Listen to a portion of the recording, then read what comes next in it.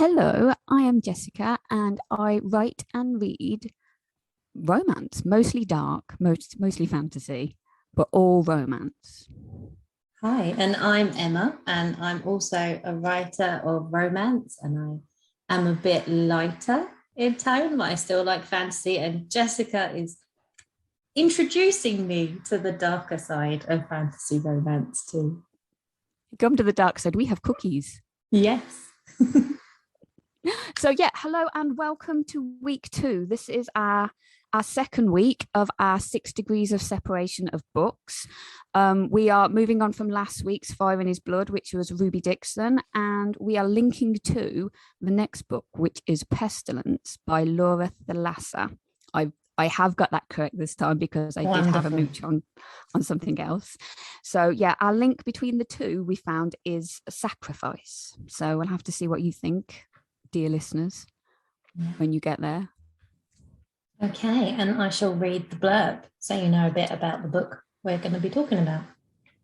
They came to Earth, pestilence, war, famine, death, 4 horsemen riding their screaming steeds, racing to the corners of the world.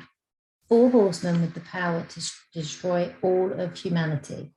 They came to Earth and they came to end us all. When pestilence comes for Sarah Burns' town, one thing is certain: everything she knows and loves is marked for death. Unless, of course, the angelic-looking horseman is stopped, which is exactly what Sarah has in mind when she shoots the unholy beast off his steed. Too bad no one told her pestilence can't be killed. Now the horseman, very much alive and very pissed off, has taken her prisoner, and he's eager to make her suffer. Only, the longer she's with him, the more uncertain she is about his true feelings towards her and hers towards him. And now, well, Sarah might still be able to save the world, but in order to do so, she'll have to sacrifice her heart in the process. Awesome. Does he actually swear in the blurb? It does. That really was cool. Taken from Amazon. Awesome. How have I not remembered that? That's quite cool. Brilliant. All right, so are we ready, steady, go? We are. Awesome. Let's get to it.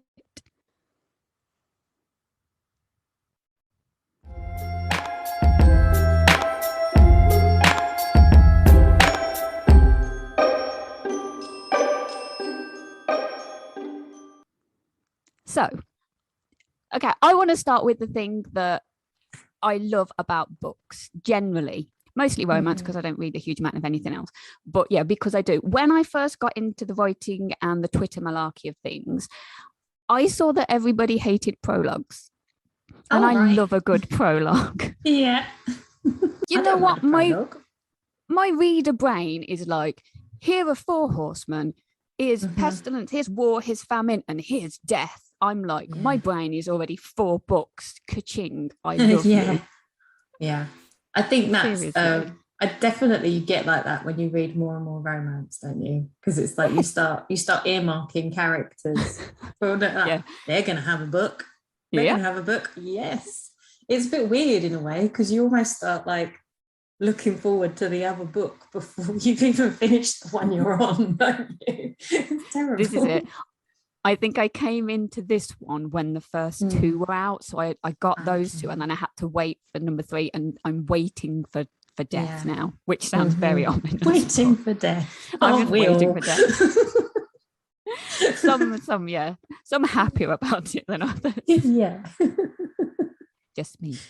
All right. So yeah, let's get started. So we start with the prologue, which it kind of details it in the blurb that we've got these 4 horsemen who appear on Earth. Yeah, if you don't know them, pestilence on his horse. They're all on horses, aren't they? War, famine, and the ominous death. Yes. And they're here to basically destroy the Earth. So they take out all of the internet, computers are gone, everything is pretty much laid to waste, and humanity is kind of left with very little. And that's kind of where we start. It's about 5 years on, isn't it? Is that right? 5 years. So they've had 5 years of getting used to this new world. And we meet Sarah Burns, who is a firefighter. And it's not a great place to start for them, bless. There's a few of them who stayed behind and they're picking matches to see who is going to take on Pestilence. And that's where we've got this link, isn't it? From from Fire in His Blood, because it's one is the heroine is basically being left like a sacrifice. But the difference in this is obviously Sarah has a choice. You know, even when she picks the match, the other guys are still like, we'll do it. We'd do it for you. But she's like, no. And fair play to her, because I'm not sure I would be. I'd be like, well, yeah. I gotta say that I've read this book again and I'm like, there's many things in here. I don't know if I would have done the same sort of stuff, but we can go into it as we go along. just a few things. Yeah. Well, this is it. We've chatted before and I'm like, for a book that's mostly walking and going into houses and roundabout, I have got so many notes, crazy notes. So yeah, we've got Sarah. So Sarah Burns, the firefighter. I wondered that surname. Was that just like, I got to give her a surname. She's a firefighter. Yeah. Scorch didn't work. Double S, you know. Alliteration's not great. But yeah, so we've got Sarah. She draws her match. Yeah. And she stays behind. So she's got a shotgun and then she goes to wait. Yeah. They're in Canada. I sort of double checked. Yeah. And so she's out there waiting pretty much. And then I liked that it was when she's waiting, she's thinking about, you know, trying to shoot him. And the fact that she's, you know, it's not like she just knows automatically how to deal with a gun. She's thinking about, you know, she's only shot one thing, which was a pheasant once, and she felt terrible. Really it like haunted her dreams, you know, when she was like 11 on her uncle's farm or something like that. Something like that. But and she's not a great shot. Yeah, she's like, please don't let it be dark when he comes, because I'm going to totally miss if that's the case. Yeah. Bless her. She's just like automatically, she's very, very relatable. Even though she's doing this insanely brave thing, it's amazing actually, that first chapter when you read it. It's so short and it packs in so much. Epic punch. About like what she's like and like the idea of the life she's been living as well, because there's like a little hint of the camaraderie between them and the guy that likes her but nothing's happened with. It's just all these tiny little subtle fragments that are like, she's, you know, she's been living her life in these really weird apocalyptic circumstances, and now she's gonna go and do this. And know she will die. There's no way that she'll survive. That she's going to get out of it. Yeah. Because everybody gets the plague from pestilence. Yeah. I guess that's what we need to explain, isn't it? Like why she's going to kill him is because they know he's moving around the country. It's sort of spreading the plague. Yeah, so they're 5 years in, but 7 months before that 5 years, it starts, doesn't it? So it's I wrote it down, see if I can pronounce it. The Messianic Fever is what they've called it. Yeah, so I had to look that up. I'm like, what does that mean? But it's like Messiah-related things. So they know it's kind of like epic biblicalness that's causing it. Yeah, and then when she sees him for the first time, that is kind of the thing that shocks her, isn't it? Because she sees him and she has like this moment of, you know, whoa, he is like awe-inspiring, not awe-inspiring, but like, there's a reverence to him because he's a biblical figure. He's killing everybody, but you know, she doesn't expect to be moved by seeing him. Well, he's kind of like this big epic dude with gold hair and he's covered in armor and he's got a crown on. He's got the crown put and he's on a massive white steed. With a bow and arrow on his back or his quiver. And it's like, you can kind of imagine the angels like around when he's walking by. But she has to kill him. Yeah. And then she shoots him in the face. Is it? Did she just shoot him the once? I can't remember. I think she does, but because it's like a shotgun or something, my logic and knowledge of guns is very limited. you pull a trigger and bang. Yeah, she says there's like pellets, isn't there, that spray out? Because it catches the horse as well. Yeah. She shoots, she scores, he falls off his horse runs, and he's left. So she goes over to see what she's done. Yeah. And finds him still alive. Yeah. Uh-oh. So as any good person would do, she covers him in lighter fluid and then sets him on fire. Yeah. I mean, that is quite a choice when you're a firefighter, isn't it? Yeah. It's like, yeah. I guess it made me think, like, and while she's doing it, you do get, you know, her inner monologue. It's from the first person, isn't it? So it's all from her point of view. Yeah, she's not happy about doing it. She's not. It's epically traumatized. Yeah, she's going against the grain. She just knows she's got to do it. But it's, I guess, in for a penny is kind of the thing. She started, it's got to be done. She's got to finish it. And it just made me think of, like, if you're terrified of a spider and you find one in your house, it's like, and you smack it with your slipper, but you just keep beating the thing to make sure it's dead. Yeah. The legs unfold. God, get it again. No, it's touching. Get it. So, yeah. But yeah, she goes for it. Yes, she does. And a vital point is to say, before she does it, he begs, he pleads with her. Yes. Yeah. And he's like, you don't know what he's begging for, was my thinking. Is he begging for death, or is he begging to be saved? So he's like, please, please. And she does it anyway. Of that, actually. It never occurred to me that he was begging to die. So, I mean, if she had thought that, then it's even more understandable that she... Yeah. But you wouldn't do it that way. Not really understandable. If it was a mercy killing, you wouldn't set someone on fire. You'd clean death. And it's a bit late for all of that. Yeah, up a dime. But she does it, and then bless her, she falls off into the forest and throws up, as you would. Because he kind of, it's not a pleasant, pretty, easy death, is it? As she knows, being a firefighter. Yeah, exactly. Yeah. So that was she makes a choice and she does it and goes with it. And I think she kind of the horse crawls off, doesn't he? So she kind of like, okay, I can't deal with it now, I'll look into it tomorrow. She crawls to her tent and just kind of collapses, which you can understand. So that's where we leave that bit. And then I think, is it the next chapter we come into, she wakes up and there's a big charred mangled thing above her. Now anybody with children may have had the experience of 2:00 in the morning with a little face in front of you saying hello. That's quite scary. Imagine a big fucked up, charred, mangled face that you set fire to. It's been shot off, but the rest is just and charred. the rest is hanging in it. And it's like, she's like, and he's not happy. No, he's going to take her for his prisoner now. That's it's not what she was expecting. She's just reeling from this. Hang on, you're still alive? Oh my god! And he's like, "What, you think no one's tried to kill me before?" Yeah. Yeah. So he pins her down, binds her hands together, and ties her to his saddle.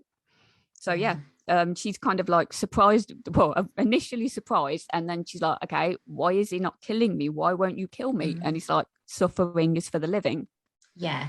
And that's his point. Do feel that is it's a promise of the whole theme of the book, isn't it, really? It's like... Well, I was going to say, it started to need to go on. Yeah. But they're both quite good at that. Yeah, definitely. They've nailed that. So, he ties her to his horse and then, starts going again. And luckily she's a firefighter, so physically she's able to keep up. I noted that down. It was like it was good because it made sense of why she could endure a lot of the things she could endure in the book, but still only to a certain point. She still her body gives out. She's still human. It's like it definitely helps to add a bit of realism to it. She can keep going. She's got stamina and she can look at scary situations in the face. Because, yeah, if it had been any other type of character, I guess you'd be just like a quivering wreck, like straight away, wouldn't you, really? Yeah, you would probably be in a ball and covered in unknown bodily fluids by then. Your own and theirs, probably. Nice. Yeah. So they keep moving, and luckily she's keeping up with him. She notices he's got like little glyphs on his body. Does she see that then, or is that later? Well, I think they move a bit and then they stop, so it's kind of the first place they get to, because he's got no clothes on. So I think we felt it. So when she set him on fire, his armor stays, but his clothes all disintegrate. Right. He's like wrapped up. He's got a towel, like he's got out the bath. Yeah. He's riding his horse. With his towel on.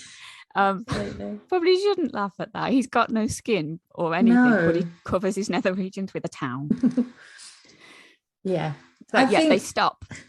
I think that's a good point that I make about this book as well, is that because it's her voice, she's got a dark sense of humor, quite a dark, dry sense of humor, which helps because it's so dark. What happens, but you can kind of get through it because it's just so well balanced. It is amazing, this book. Well, it's the first responder thing, isn't it, that they kind of can shut off that side of death and despair, and they just mask it with a bit of humor. And a lot of the nurses and the police officers and stuff that I know are quite like that. But so she sees the glyphs and that he's healing really quickly. So his skin is kind of coming back, his hair is growing and stuff like that. So, and I think a higher power and God is kind of mentioned at that point, because I don't think it ever was prior to that. They assumed, but... Yeah, but I mean, this is like, how much would you... I guess you would assume, but that's like evidence right before your eyes, isn't it? It's, someone is literally regenerating in front of you in an impossible way, and it's happening. It would be deemed a miracle if it weren't for the fact that it was this bastard that's killing everybody. She would feel that way. Though with the Marvel franchise as it's going, you never know. You never know. Oh my God, that'd be amazing. The next Marvel films are the Four Horsemen of the Apocalypse. Seriously. I'd watch it. Yes. If you was it Kevin Feige, if you're ever listening. But they banter even now. And she's kind of, as you said, she's really dark and she kind of bickers with him a little bit. Yeah. And he's like, you suffer, just no. Yeah, that's kind of how it happens. And then he drags her along again the next day. And the same kind of routine happens. She's dragged along behind him and she's getting more tired, more lethargic. Her legs are giving out, and then she does stumble. And luckily, being in Canada, I've never been, but pretty much I think it's quite cold at certain times. She's all layered up. Yeah. So her coat and the clothing protects her. And then they stop off at their next house. And I think it's kind of getting to a little bit, and she's kind of trying to apologize to him when they get in the house for what's happened. Yeah, I mean, it's like you said, there's so many, it's such a sort of similar situations happening all the way through the book, because he's traveling around and he's going to keep traveling around. That's his mission. And he's just decided to take her with him. Yes. So, like you're saying, a lot of it is travel to the next house and, is there someone in it? Isn't there someone in it? Affects what happens. And then, what happens when they're on the road. But it's just that repeating pattern. And it builds it all so gradually through all these little conversations and little interactions. On the left, one's on the right. And the more they travel along this road, the closer they get to that middle. Where they really start out just being absolutely awful to each other. Obviously she's not been kind with having shot him and burned him alive and stuff, and he's not happy about it, and he's cruel to her and when I read this the first time, because I don't read dark romance, and it's like dark romance, the thing I have come to learn about it is it's how far along the road the hero generally is, that it makes it so epic to get them to the happily ever after. Yeah.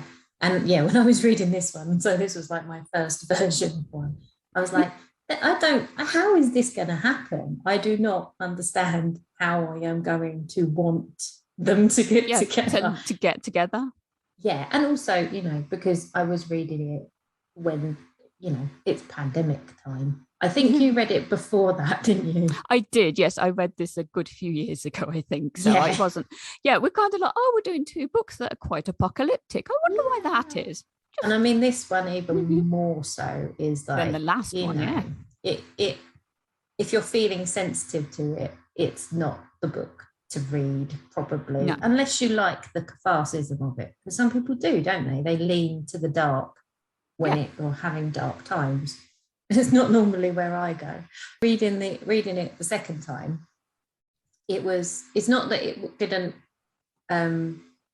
affect me as much, those points that we'll talk about later that are like really, really harsh things, but at least I knew where it was going. I was a little bit more less surprised. A little bit more like, Jess, what have you recommended me here? What is this? What did I do to you? I thought we were friends. Come on. I give you all these rom-coms. No, it's all good. I don't know. I was trying to explain it to Rob about how I can see both sides, and I think they both see each other's sides, and it's trying to justify how the awful things they do make sense, but they kind of do. And again, I've done some Goodreads things, and some people are like, oh my god, Stockholm, no. And it's like, I can see where you're coming from, but if you take each bit and look at it and go, okay, she's trying to do this for these reasons, and she has to do it at any cost, and he's kind of doing the same because that's his main thing. That's his purpose. I think this is the perfect example of why a fantasy romance can be such an amazing thing to explore, or just fantasy in general, to explore humanity and stuff, because it's like a situation that is this story couldn't happen in any other way because of it's the horsemen of the apocalypse. It's got to be fantasy. But what they're arguing about and trying to come to terms with each other is just all these things that make you question your morality and how you would feel in certain situations, and does it really matter? I think when is it they're talking? I think you were saying about them talking about mercy and stuff, and he was saying he'd begged her, and she didn't. That's here. Yeah. So she's kind of like, I am sorry, but I was gonna do it. I had to do it because what you were doing. And he's like, but I begged you for mercy, and you still went ahead. Really? And this is like, I've got this down as like the first point where there's this kind of give, because she listens, doesn't she? And she's like, do you know what? I am sorry. I didn't want to hurt you, but I still did it. And me trying to explain it away. He like says to her, doesn't he? This isn't for me. You're doing it for yourself. You're trying to justify your actions to yourself. It doesn't. It's just deep, man. It is. It's really good. But then after this kind of conversation, he's not there, so she tries to run. Bad idea, Sarah. Yeah, because you don't get one, you get 2 shiny gold arrows in the back for that, Sarah. So she goes, and there's like a bang, first arrow, and then the second, and she falls, and she tries to scramble away. She hears the footsteps, and she feels the tug in her shoulder, and he just yanks the things out. Because he's warned her, hasn't he, about running. He's like, repeatedly, don't run from me. I'll make it really bad for you. Yeah, you're here to suffer. He follows through. Yep. And then he ties her back on his horse and drags her along. And she just passes out, basically. I think I wrote chapter 8, harsh. I think that was pretty much like what I had. Was like, Oh my God. Yeah. What is this? Yeah. It's just, she's just in so much pain. And I did not think it was going to go there. It was, the dragging along. I was like, well, this is not romance hero behavior. And then when he shoots her and drags her along too, affected the arm, and she's just, something's not right in her back. Something pops, doesn't it? And you can kind of feel your shoulder go, my God. Ow. Yeah. So but then there's like the turnaround. So she kind of passes out, thank God, at the end of chapter 8. And then she kind of wakes. I think there's a moment where she's kind of, there's always in these books, there's always a moment of half asleep, half awake, not knowing what's going on, sees him, and there's somebody holding her hand, and she's kind of, there's a heavenly creature above her, and then she drifts back off into sleep. And then she properly wakes. Is he gone? But then she realizes she's naked in the bed, but he's bandaged up all of her wounds.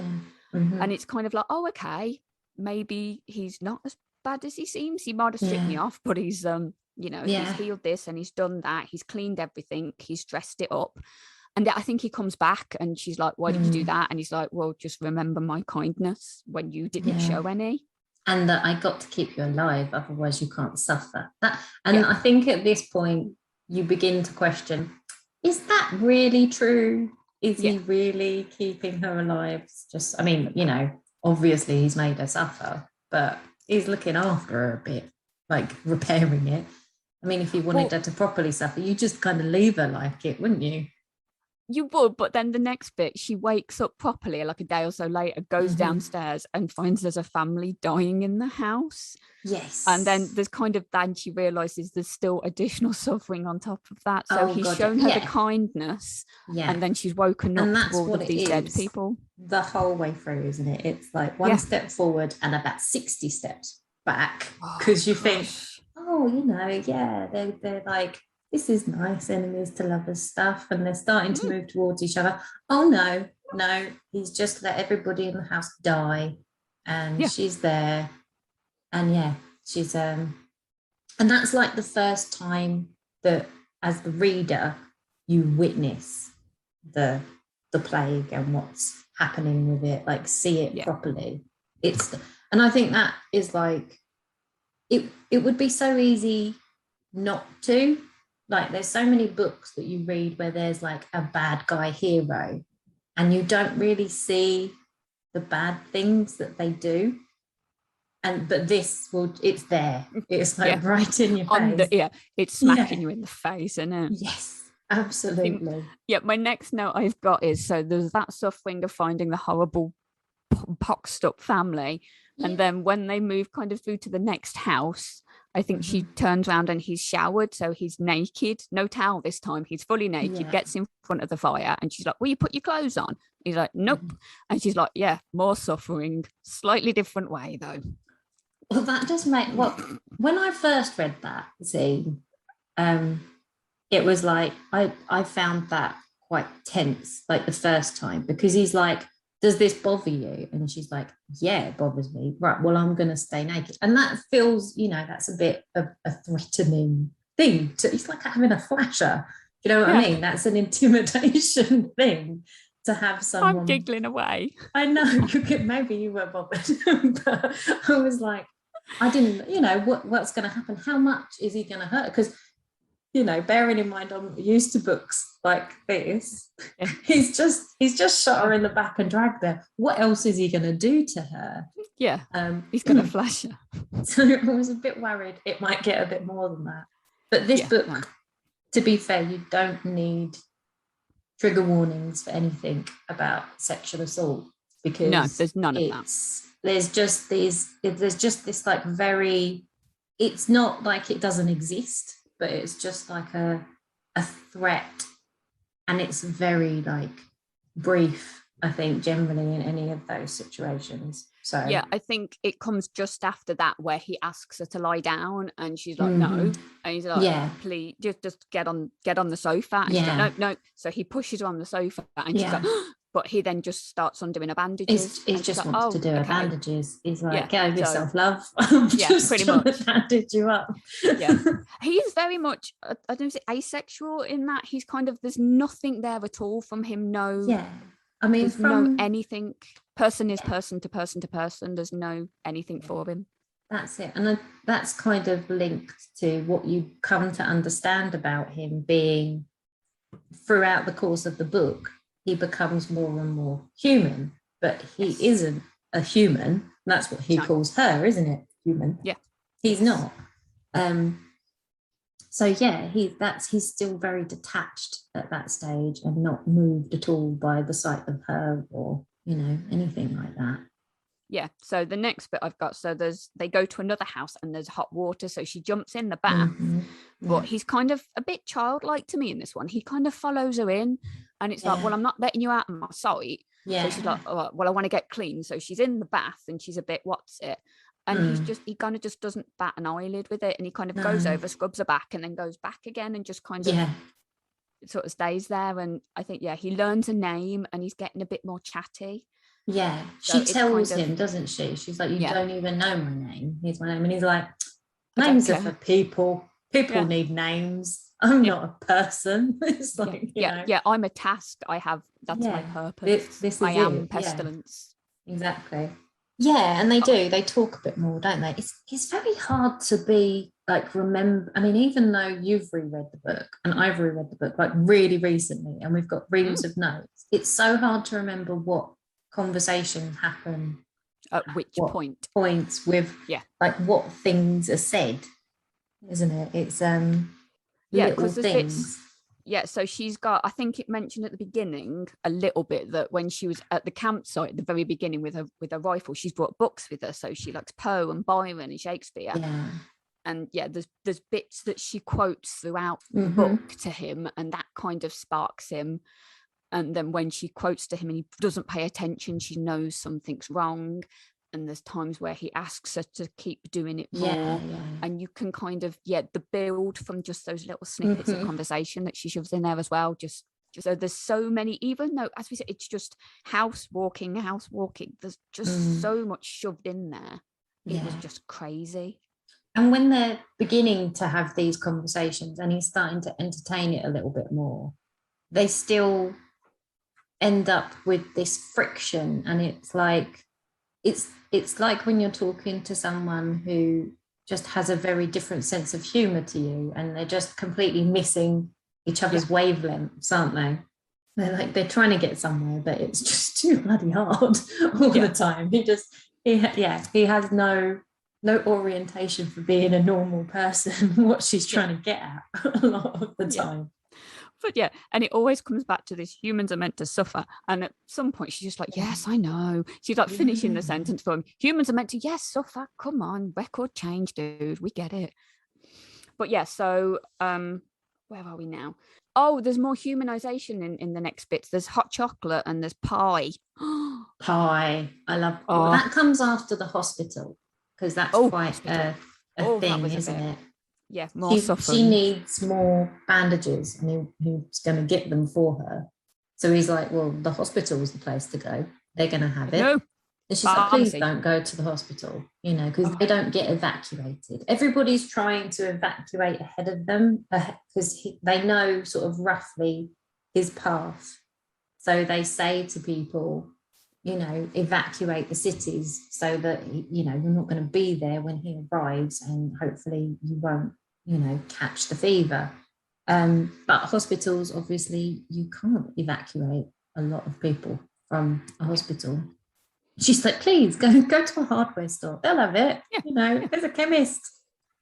Pop to boots. It's fine. Nope. You're gonna suffer. Yeah, he's like, oh, so you don't want me to do that? This is going to upset you. Well, I'm going to do it then. Yeah, it's the please again, isn't it? Every time she's pleased, he's like, no. Throws it back at her every time. And as soon as you read it later on in the book, you're like, you just cringe. Don't say. Like, I mean, it would be hard. It's, it is in your nature to say please when you really, really want something. Yeah. It just sort of slips out in the end, doesn't it, later on? Yeah. Like, please. And he's like, oh, dude, would just stop it, you know. Oh, but yeah, another big please coming in a minute. I go to the hospital, and we do the hospital, all the dead people, and that kind of gets to her that point, and she just goes quiet at that point, doesn't she? After it, she's had enough, and then she wakes up the following day in that house, and she finds pie. And she said to him, you say about the hot chocolate, she tried to get him to try it because he's like, I don't need to eat. Why would I bother? And she's like, well, sometimes you don't. Yeah, you don't need to do it. It's just enjoyable to do it. It's still an experience. It's like, nah. But then she gets her pie and she's so excited. And the loser wants to eat it. He suddenly decides to eat it. It's like when you go to the kebab shop and you're like, do you want some chips? No. And then you get your chips and someone wants he just starts taking them. They just start taking them. No. I love that bit where she's like, she hip checks a horseman of the apocalypse for eating an apple pie. Yeah, she's like, give me the pie. But seriously, she gave him the hot chocolate and he threw it away. Yeah, you cannot blame her. And I mean, it's just so funny. It's so darkly funny, that scene, that he's trying it and she's like, this is great because I wanted you to do this. I wanted you to give a little bit of, and try. But stop eating all my pie. It's mine. Yeah. Oh, bless them. But yeah, then it comes to, the weather outside is awful. So yeah, she sat eating a pie, listening, and it's cold and it's wet. And she's like, okay, please, can we stay overnight? And he's like, no. Just stop asking me for stuff. Because it is like with my youngest, if you say don't do that thing, she will automatically go and do that thing. He is like a child in that really respect. He is. I mean, that's quite similar in some ways to Kyle in the Fire in His Blood. He's very childlike, isn't he? At the end of the day, they're like, you're angry, I'll feed you, that will fix it. Done. No emotions attached to it. And the women are trying to teach them about humanity and what it is to be human in both books. It's just, I think there's a different motivation. Like Kyle's like, well, I want to know because I want to make you happy. And Pestilence is like, well, I'm just kind of curious. It's this mission. You're human. You're doing things that are curious to me. So that's kind of how it starts with him, isn't it? Yeah, give it a try. I've never done this before. So he was like, no. So they're back out on the horse. Finally, she's allowed to ride on the horse, not dragged behind it.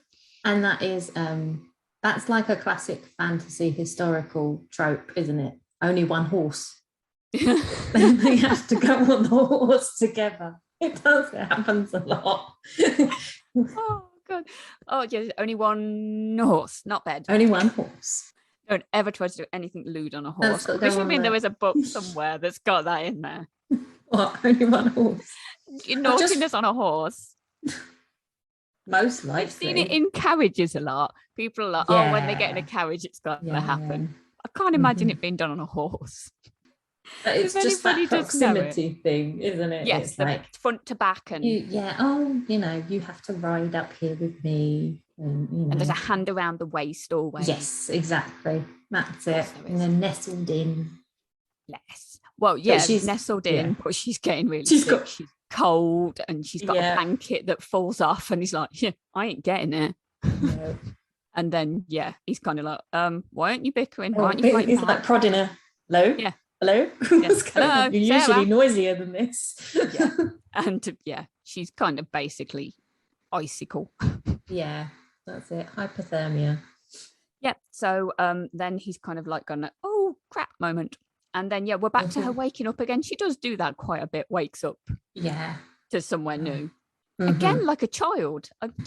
I've fallen asleep in the car, I wake up in the house. Yeah. That's really weird. So she wakes up and realizes he's not spread the plague for days.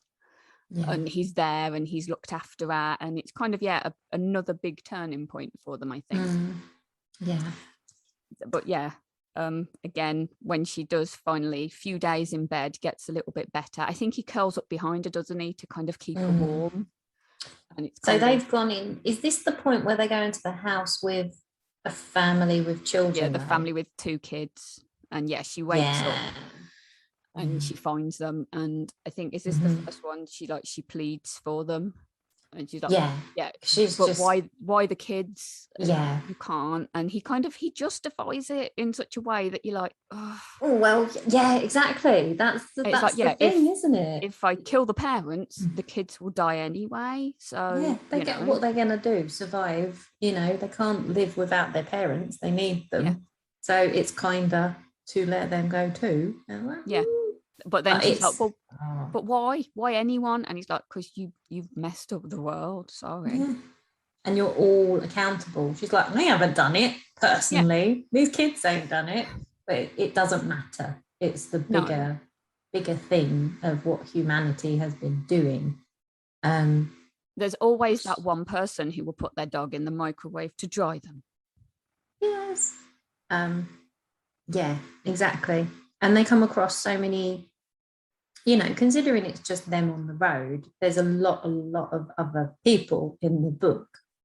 And, the majority of them aren't nice people. No, this is the thing. It kind of proves his point over and over that they go somewhere and people are absolute arseholes. Yeah. And it's like, okay, well, look, here's your humanity. This dude has done this. This person does this. What do you want me to do? Yeah, it's really well done because you see, even when the people are, because they're no different to her in the first instance, a lot of them, that they want to kill him, they want to hurt him, to stop him, they're desperate. And I think that's similar to Fire in His Blood too, in the apocalyptic setting. It's like you can kind of see why people are being pushed to these limits. Yeah. But you also get these contrasts of different choices people are making morally. So the mother goes to her, doesn't she? And she's like, what can I do? What have you done? Because now people are clocking on that the horseman has a woman and she's not succumbing to the plague. So clearly he can control it. And he's chosen not to not let her die. And the mother goes and she's like, well, what can I do? And when Sarah says, well, there's nothing, she's like, okay. The dad takes quite a different approach. He's just filled with hate, isn't he? I think dad dies first in this one. This isn't. Oh, is it just the whole family? Yeah, it's left. The little girl is left, and that's when they have the conversation. And she's like, "Yeah, why?" Oh, it kills you, doesn't it? It's just horrible. Yeah, well, she pretends, doesn't she, to be the mum because the kid's doesn't. Yeah, she's crying for a mum, but then they go out. Then she can't stay. They go, and he's like, "You're hungry? Have a sandwich." So he's made her a sandwich, and she looks at it. Jam sandwich. Yeah, jam sandwich, and she looks at it, and he's like, "He was stood in the kitchen while I was cradling this tiny baby, and made me a sandwich," and it's like, will you ever stop? And he's like, no, this is my purpose. You are meant to suffer. And it's like, oh, you dick. What planet are you on? It's like, you've made me a sandwich. That's very kind and considerate. How can you be this and also be that at the same time? And but then he turns around and he goes, but I don't like to watch. I can't watch. And it's like, evil, evil, evil. Oh, now you say that. Yeah. You start to get a bit of a hint, don't you? Yeah, that there's a what's it there. So and then we kind of get there's so many epic moments. This is it. And so we're kind of heading towards Vancouver, and it's like a big city. So she's kind of, as soon as she like sees the sign, her hackles are up. But they get there and it's like dead silent, and she's kind of like, oh, okay. And then there's a bike that just goes, and then it's getting really loud and everybody shouts. And then it goes a bit crazy then. He pushes her off the horse, doesn't he? Mm-hmm. Yep, he pushes her off the horse, and then he pelts nuts, and then his bow comes out and he's flinging arrows everywhere. And she's kind of like, okay, what do I do? And then the first responder in her kicks in, and she goes to start helping all these people, and they're kind of like drowning in their own blood, and all sorts is going on. And then other people come and start helping each other, and then he comes back, and she tries to run again because he's kind of flying at her in it. I think, to be fair, that's a fair enough response when a horse is like racing towards you. She's like, oh my God, I'm gonna move. Yeah, what do I do? Go. But that's the kind of thing, and when she's doing it, other people start to do it too. And when she's helping, isn't it? And the humanity kicks in. Yeah, that's it. It contrasts it. It's like he's saying everybody's awful, and it's like, well, clearly not everybody's awful. Yeah, it's just your perception of it. Yeah, I don't know. It made me think of The Good Place, because basically everybody from Earth is ending up in hell because they're just not getting the right points on the scale. But it's become a situation where nothing a person can do is good enough. Like, everything impacts badly. Even if you're living a perfectly normal life, it's like, oh, you go buy some flowers. Oh yes, but the flowers were manufactured with pesticides which are killing off it's like that. Clearly there's a scale somewhere that has meant that the horsemen have been sent, and they've weighed it up, and it's just been impossible for humanity. You're never going to feel the other side. To convince that it's all right, because you've just gone so far down the road of corporateness, probably. No turning back no more. No, exactly. I think I need to watch this when I add it to my TBR. I think you'd like it. Yeah, I think I probably would. Is that the one where they can't swear? Yeah, forking. Yeah. You can't swear. I've seen so many memes of it. I'm like, it does look good. But okay, so he comes thundering towards that. He drags her onto the horse. He cops her, obviously. Giant horseman horsiness. And pulls her back on, and they start pelting off in the other direction. And then they start, there's a moment of walking on water. He kind of, they're heading towards the lake, and she's like, Jesus, Jesus, Jesus. And then, they kind of run on the water. Yeah. As you do. Another one of those moments. Yeah, that's it. Hang on. This isn't just normal. Yeah. So if you ever questioned God, So they're running along, and he kind of starts leaning on her, and she's getting a bit like, come on, dude, might run away, but come on. And then he's sort of leaning, and then she feels something wet and sticky running and dripping, and she's like, uh-oh, that's not good. And then he's like moaning behind her, so she's kind of got to pull on the horse, and it's getting heavier, and she's trying to hold him up because he's slipping to the side. And I think eventually, with a lot of struggle, she gets to the shore, and he just falls off.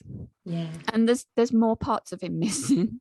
There's the back of the head, and his arm is riddled with bullet holes. And I think she's kind of, they land on the floor, and she's kind of like catch-22. She's feeling sorry for the people that are dying on the streets, but she's now like, okay, seriously, this is horrendous, because he feels all of this. Exactly, because she knows he's not going to die from it. He's just got to go through that. He's got to go through all that pain. And I guess you realise as well, I mean, what's it been, like a week, maybe 2 weeks since she shot him and burned him alive, and now he's going through that again. Not really a surprise. He's not too keen on people. So nobody stopped and asked, hi, what you doing? Nope. Why are you doing this to us? Just a quick question. No, just rifles out. Get off my land. Off you go. So she manages. He's a big old heavy chappy chap. She manages to get him to the cabin, and she kind of gets him onto the sofa. He's a bit more with it by then, because he heals really quick. It would be nice. But she starts to try and clean him up. She's grabbed some whiskey, and she tries to start disinfecting him, and he's like, duh, plague. I don't clean need infection. I am infection. so it's not going to hurt me. It's fine. So she grabs a whiskey. She's like, bugger him off for a bath then. So she baths a lot. I've noticed bath babes. There's a quote, isn't there? There's like, pretty monster needs his baths, she says at one point, because he keeps going off for a bath as well. I love it. Yeah. Oh, I was going to say that needs to be just like a tag somewhere for us. Yeah. Pretty monster needs his bath. Well, he doesn't get in the bath though. Is that later? No, I think they start having a bit of a chat and they delve a bit deeper. She gives him the whiskey and he drinks it and he's like, that's vile. Yeah. And she's like, it's not supposed to be tasty. It's supposed to be, it's supposed to alter your state of mind. Yeah. Come on. And he's like, but he keeps drinking.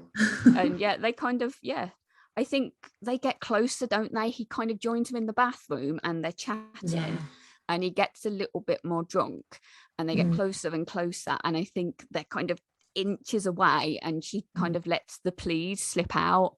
And he's like, oh, God, that was so close to a kiss and I just can't now. So then he leaves and she kind of finishes a bath and then wakes up incredibly hungover the next day. Yes. We all know that feeling. Yeah. And in fact, when she says the please, she's almost chosen to say it because she knows how to respond. Like she wants to give in to the attraction that's now starting to happen. And he's admitted that he's feeling. There's weird feelings, isn't there? I really shouldn't be doing this. It is really not right. It's odd. And so she kind of says it just to detonate the situation herself, which works. Clever girl. Yeah, for now. And then, and then she's on the horse. And then she gets up, she shoves food down and just to do so, gets on the horse. And it's kind of, like a cruise, I'm imagining, that it doesn't mix well with a full of alcohol stomach. So it starts to swish a little bit. And she's like, I'm going to be sick. Just there's no way around it. So she leans over to throw up. I think she does throw up, but goes a little bit too far and he can't catch her. So she falls in the water. Yeah. And then he rescues her. He dives in to save her, which you find a bit weird because of the suffering. Drags her out to the shore and goes mad at her. Don't you dare try and kill yourself. What are you doing? I really wasn't. I just fell. I was just wanted to be being sick. Sorry. Yeah. And in the end, she just does that. She's just like, all right, I won't do it again. It's fine. Yeah. But then he's kind of like, you can't, you're lying. This is awful. And then he kisses her and it's like, oh, she's just been sick. I know. It is grim, isn't it? But then he is the embodiment of infection and plague. Yes. So he doesn't really mind. Probably both a bit rank in the mouth. But so they kiss and it's kind of pretty obvious pretty quick. He's got no clue what he's doing. Yeah. So she does finally give in and take control and leads him down the path of temptation even more than pie. Yeah, she's done pie and booze and now it's carnal. Carnal pleasures. She's like properly just like doing all of the forbidden temptations for him. Thou shalt not. Oh, too late. Yeah. But so she finally pulls away because he's game for it. Yeah. And he's kind of just, don't do that again ever. And then gets her back on a horse. And it's kind of like, oh. And it's not, he kind of, I think they ride a little bit and they both have their moments of, okay, what's what? And then they get to the next house. Yeah. And he's got all the weird feels, hasn't he? Yeah. He's like, okay, a bit, what is it? Oh no, that's a bit later, isn't it? I was thinking there's a bit where they come together, but it's after the next time. There's a couple of moments. I've got this. He's like, is this love? And she's like, whoa, no. This is lust, my friend. With the character who's got the butterfly. Is this love? And it's like, and she's like, oh my God, no. He just like slaps it out of his hand. No. Calm down, dude. Yeah. Bless him. They're in a tent. That's what it is. He decides for them to go in a tent, doesn't he? I think when that happens, and yeah, more stuff happens between them in the tent because only one tent. It's the same pretty much as only one bed. But it takes a long time for the only ones to get somewhere. I was kind of thinking it would be a bit of, I don't know why I was thinking it'd be a bit quicker because he's killing the world, but I did. Yeah, no, I think it makes sense that she holds it is a very slow build for a bit longer. Yeah, because even at that point, she stops, doesn't she? She's like, oh, this is I could get into this, but then when he's confused about what's going on, thinking, is this love? And it just reminds her, doesn't it, of how he's so otherworldly. He doesn't understand. No clue. Which is a big reminder. Oh, yes, he is a horseman and he's not from here and he's killing everyone. Should probably stop. Yeah.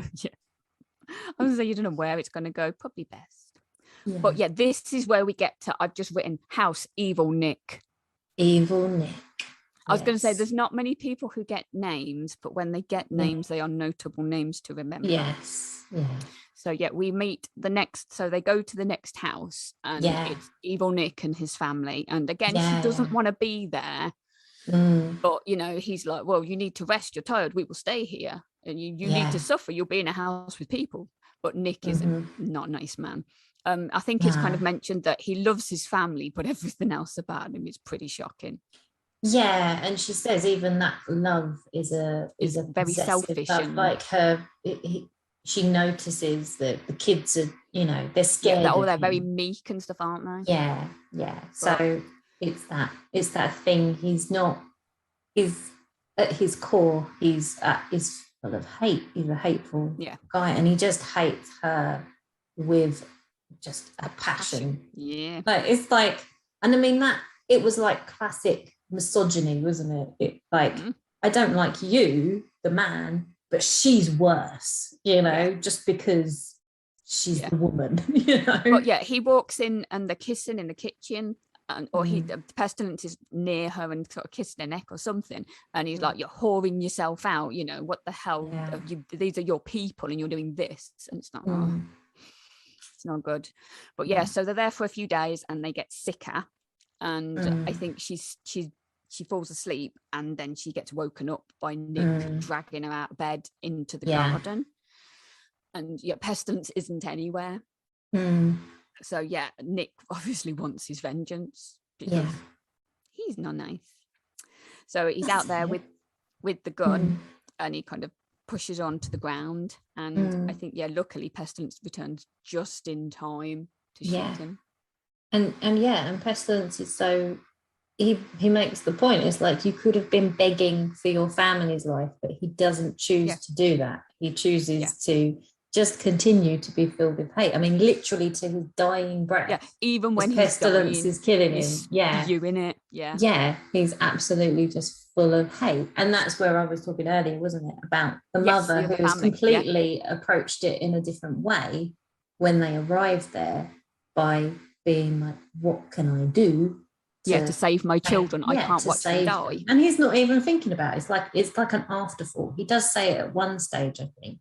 But ultimately, he wants to kill Sarah just to hurt Pestilence. That's it. He just wants, to hurt them. He's just angry and horrible. Yeah. So that's nice. But so then they finally do leave. They dress and they just get straight out of there. And I think the realization hits him. He grabs her and just kisses her, and he's like, I could have lost you. Yeah. And it's kind of he's like, I'm not letting you out of my sight. I could have lost you. And that's when she realizes, I think he says, I'm never letting you go. You'll be with me now till my mission is complete. Yeah. And she realizes, that's it, I'm fucked. I'm already dead then, because there will never not be people wanting to kill you. Yeah. Because it's impossible. There's someone.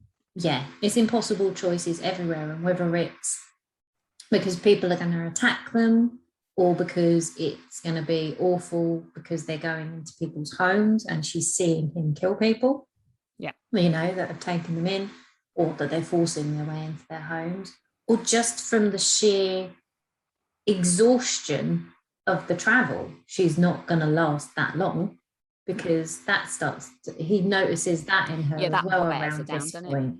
He's like, you're just knackered. We'll stop for a few days. And she's like, a few more days. Few days ain't going to change anything, really. You know, I wasn't built for traversing an entire country in the space of a month, kind of thing. Yeah. So then I've got a bit that it really hit me, that it's the point that it's like you realize why it happened, and she's like, okay, with all of this, why did you save me? And he's like, because God's hand moved me to do it. Yeah. Oh, okay. He so now we know, doesn't he? Mm-hmm. Yeah, it's like, okay, we never knew up to that point. It was like, okay, why her out of everyone? And that becomes a little bit more clear a little bit later as well, but we're not there. So he doesn't explain what he saw. Yes, not yet. No, it's a bit. Yeah, that comes a little bit. Yeah, I mean, it's so intricately plotted that it's always just little increments at each stage. And I think because of the repetition of the situations, it helps you to see it better. So you see the changes, each house they go to, the changes in how they are with each other. And each time they're attacked, it's, it's a change. From now, he starts checking the houses to make sure nobody's in there. It's sort of this point. So he checks the houses every time they go to them. And it was here I realized that he starts to disappear at night. So there were bits that I didn't, probably the first time reading, it didn't click until a bit later when she sees why. And it's like, okay, he wasn't there then, and the time before he'd left. And that's when I sort of kicked in. So, okay, these things are happening now. But sometimes it does take me a while. Are they about to go through Seattle at this point? They are, yes. Yeah. And that's America. When she realizes, isn't it? Yeah, because she's worried. She's like, God, we're going into a city again. Yes. And it's going to be awful. But then she gets there, they get there, and everybody's already succumbed. Yes. So she realizes what he's been doing. Mm-hmm. But they go to the outskirts and they meet two people who I love with a passion. Yeah, just before. R&R. R&R, yeah. Rob and Ruth. Lovely. Yeah, this old couple. Yeah, they are the neighbours that everybody wants. They bring you bins in and make you cake and stuff, wouldn't they? And don't judge you for it. They wouldn't judge you for not mowing your lawn. Yeah, or yelling at the kids if they're being silly or loud or just talking. Yeah, they're very nice. They are. Yeah, there's no bitterness through the entire time. There's no judgment, and it's just such a nice. And they don't know. Yeah, when because he breaks into their house. And she's just sat there, isn't she? On the sofa. Sat there. She's like, oh, who are you then? Oh, what are you here for? It's just like, I'm here for your hospitality. Oh, okay, then better pop the kettle on. Yes. And then Rob comes in, he's like, oh, who's here? Oh, it's a horseman. Oh, well, bugger me. I think I put that down. It's like, I believe it's one of the Four Horsemen, dear, she says. Take a weight off, sir. Yeah. Shall I hang your crown? Yeah, and he doesn't know how to deal with it. Yes, he's got no clue. What? Huh? Sarah's like, he's never encountered a sweet old lady. They're not mocking you. They're actually meaning this. Yeah. And they sit and drink tea and chat to them. They have the conversation. It's like, oh, how did you meet? And she's like, I shot him in the face. Oh, and then I set him on fire. And he's like, oh yeah, and she's my prisoner now. And then God is just like, Moving on. Would you like some cake? What's God like? Yeah. Oh yeah, it's all the epic theology and stuff, isn't it? And the mortality chats. And he opens really up a bit more. Yeah. Yeah, him and Rob kind of sat. Yeah, with the beers on the porch. Yeah. Oh. But then they get sick. Yeah, he makes them sick anyway. But for the first time, he stays. So Sarah always. They tend to him. She tends to them normally, and he goes off and does what he does. Yes. But he stays this time, and he's just watching them because he's having these feelings for her, and he's seeing this couple who had this long life together and are clearly still in love. And he's just like is it's morbid fascination and curiosity, and and again, it's that childlike thing, when kids are curious about something and they don't care, they just stare, don't they? Yeah, they stare and point. Yeah, exactly. What's that? They ask those sort of questions, don't they? Why are they That's doing it. Yeah, that? they're kind of, they're like in the bedroom, aren't they? And she has to kind of drag him away and go, just leave it alone. And he's like, but I want to see. Because they're on the bed together and they know it's like their facing final each other. hours, and they start to hold each other. It's like that moment in Titanic, isn't it? Yes. At the end. And the water starts rising. That visual. And she explains, you want to spend all your minutes with that person when they're the person that you love and you find, and he absorbs it. I mean, everything Sarah says to him pretty much absorbs. Yes. The whole time, doesn't he? Yeah, that's it. It's kind of like this is the good bits that you're not seeing, and he's never stopped to do it. And Sarah has that very important conversation with Ruth too after her husband's died. Yeah, they both do. I think she kind of, so I've got, she asks Pestilence in first and kind of says, I forgive you for this. I know this is your task and it's really hard, so I forgive you.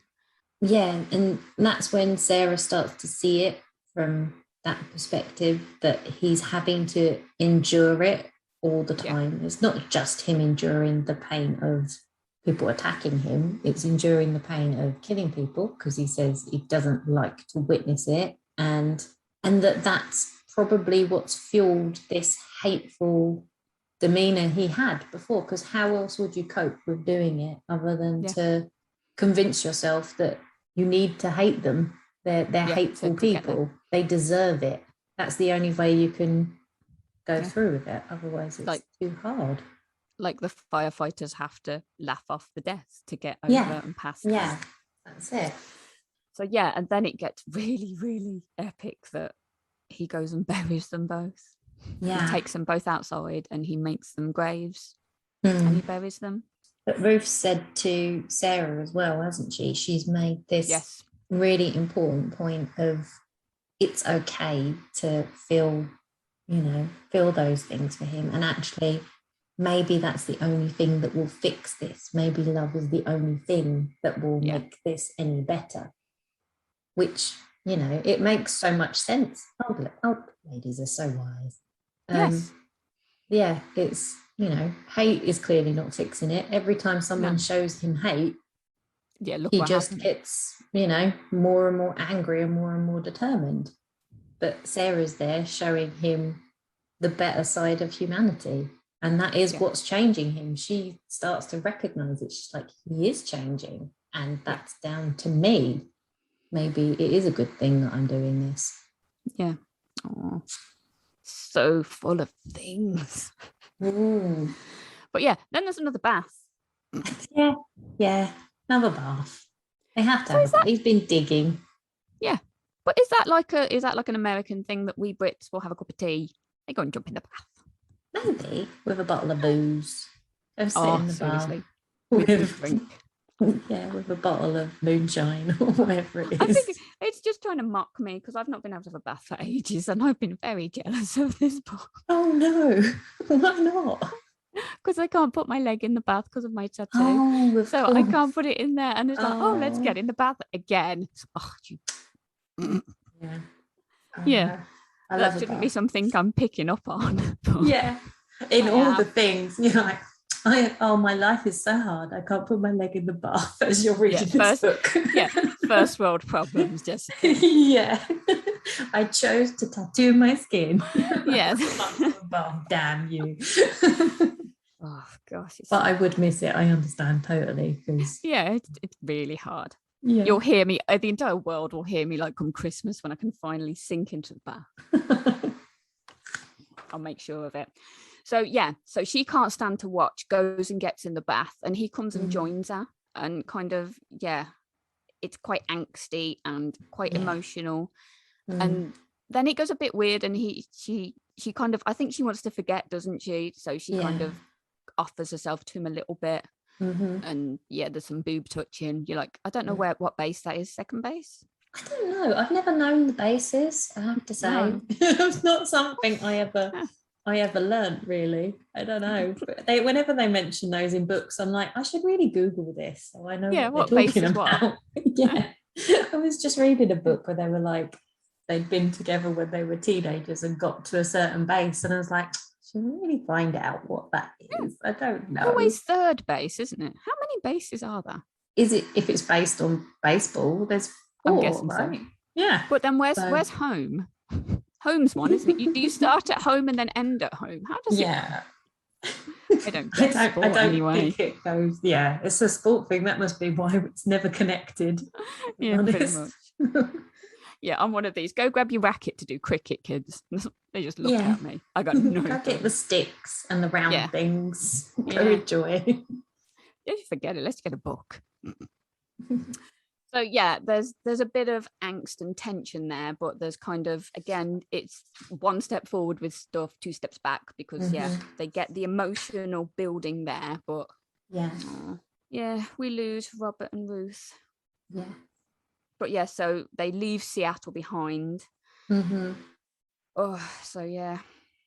Well, they go, so that's on the outskirts, isn't it? We go back to where we were. So yeah, they go into Seattle and everybody's already dead. Yeah. And she then realizes that every night he's been going away, he's been going out to do the job before she wakes up. And it's like, it's the other side of the coin. She's like, hang on, what I'm doing is good because I'm showing him the better side, but then he's coming to care for me so much that he's hastening the apocalypse. People are dying sooner. This is not something to be pleased about. There's nothing she can be pleased about. No, pretty much. They've had a conversation. There's a conversation in particular, isn't there, where he's talking about his feelings, and it's like, he's just saying it's like a sweet torture or something, isn't it? The sweetest torture. And that's what the whole book's like. Yeah, that was the toxic thing, wasn't it? I remember that. And I'm thinking, Jesus, that kind of does, when you get into that situation, you don't know whether it's going to kind of kill you or kiss you sort of thing. And it's like, I can remember that. But then it goes from that sort of thing to there's a lot of movement then. And I think there's a lot of chatter that goes on. Yeah. And he kind of opens up to her. And she's kind of, well, tell me something then. And he does. And he's like, well, my favourite possession is my horse. Yeah. Have we mentioned that we named the horse yet? I don't think we have. We didn't. We've missed that. She's named the horse, hasn't she? Yeah. So I think if anybody knows who Steel Panther is, I think it's a very Steel Panther-y name. So yeah, the horse has been called, we know it's a he. It has been mentioned many times that it's a he. She's called it Trixie Skills, which is a fantastic name. Yeah, it is. It's brilliant. She's got a whole story for it as well. Yeah, backstory for a horse. Trixie was turning tricks. Yeah. and then Pestilence came and rescued the horse. And and he's like, Trixie? Yeah. He thinks it's like Trixie, like Gollum. You Trixie hobbits. And he's like, no, it's not that kind of Trixie. No, come on, dude. Keep up. But yeah, so he's kind of like, my favorite possession is my horse. I love the dawn and the new day. And then he's like, my favorite person is you. And then it's like, oh, dude. And she's like, look, okay, fine. I cannot fight this anymore. Yeah. And they're at like a bachelor pad, aren't they? Yes. And then boom. This is one of my boom. Is this your boom moment? Yeah. Well, which you said could also be bang. Yeah. It happens. So yeah, there was a boom before in Vancouver. This is now the bang. Yeah. Where they're in this bachelor pad and there are naked women on the walls and lots of alcohol. It's pretty much food. And beets. Yeah. Beets in a jar. Nice. Yeah. Pickled beetroot. Nice. So they just drink, basically. Yeah, pretty much. And the word that we used in the last podcast for Kyle came back to me here.